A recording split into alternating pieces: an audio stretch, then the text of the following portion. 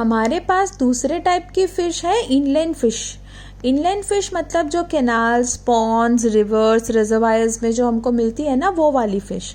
तो वो वाली फ़िश जो होती है, they are also very important, क्योंकि सब जगह तो ओशन होगा नहीं, मोस्टली रिवर्स ही होती है ना इन अ लाइक सराउंडिंग विलेज। तो फिर वो लोग वहाँ की फ़िश खाते हैं। और फिश कल्चर जो होता है ना, वो कई बार ना राइस क्रॉप के कॉम्बिनेशन में किया जाता है कहीं, या फिर पैडी के फील्ड में भी हम फिश कल्चरिंग कर सकते हैं। मतलब कॉम्बिनेशन में, ऐसा नहीं है कि ये सब मतलब जैसे ही I tell you what exactly fish culturing is, तो आपको पता चलेगा। But I want you to know the basic information about the inland and outland fish.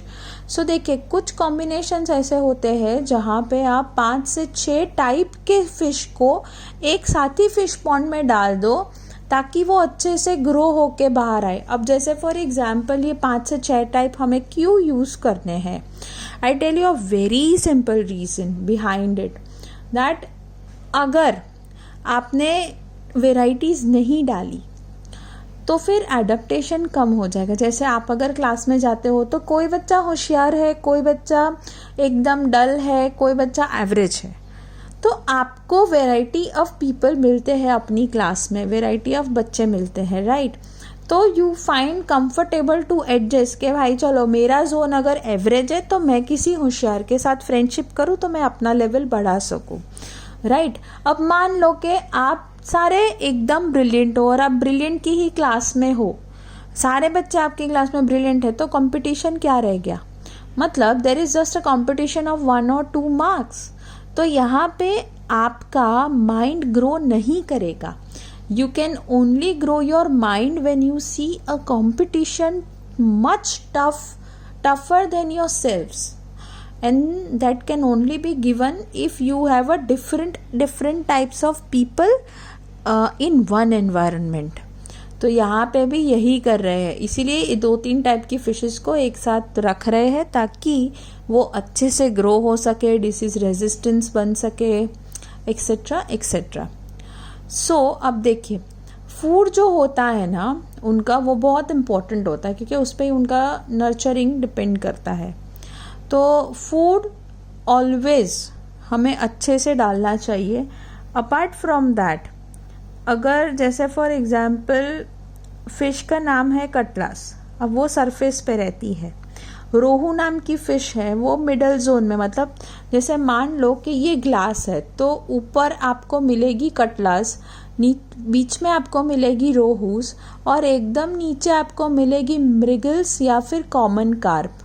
तो अब ये डिपेंड करता है, अगर 2-3 टाइप की फ़िश नहीं होती तो आपको कैसे पता चलता कि ये ऐसे बिहेव भी करते हैं। तो ये हमको हेल्प करता है कि फ़िश का प्रोडक्टिविटी बढ़ाने में, ठीक है। पर एक प्रॉब्लम आती है कि जब मॉनसून होता है तब, क्योंकि ये जो फ़िश होता है ये ब्रीड मतलब रिप्रोड्यूस करता है सिर्फ मॉनसून में, और ये मॉनसून जब होता है ना तब वो मिक्स हो जाते हैं दूसरे स्पीशीज से, तो जो नया स्पीशीज बन रहा है वो पता नहीं होता है कौन सा आ रहा है।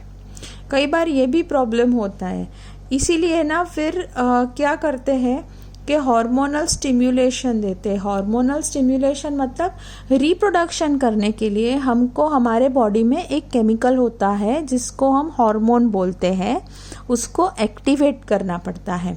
तो मॉनसून में वो अपने आप एक्टिवेट हो जाता है, लेकिन हम ऐसे ही फिश को कोई भी सीजन में उसको एक्टिवेट कर देते हैं with the help of medicine या फिर अदर केमिकल, जिससे हमें पता चले कि भाई हमें अब जो फिश मिल रही है वो, जैसे फॉर एग्जांपल कटला है तो कटला का ही बच्चा कटला आ रहा है, ऐसा नहीं है कि कटला और रोहू मिलके नया एक स्पीशीज रिप्रोड्यूस कर रहे हैं, ठीक है।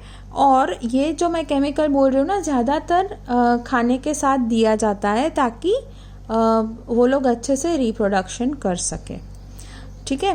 तो बेसिकली अब हमें सीखना है कि भाई ये फिश कल्चर या फिर मैरी कल्चर होता क्या है, right. So I straight away take you to my reference book. आपके टेक्स्ट बुक में जितना था वो मैंने एक्सप्लेन कर दिया है line by line. Now we will go to the reference book, जहाँ पे हम जो इम्पोर्टेंट है लर्न करने जैसा वो हम करेंगे।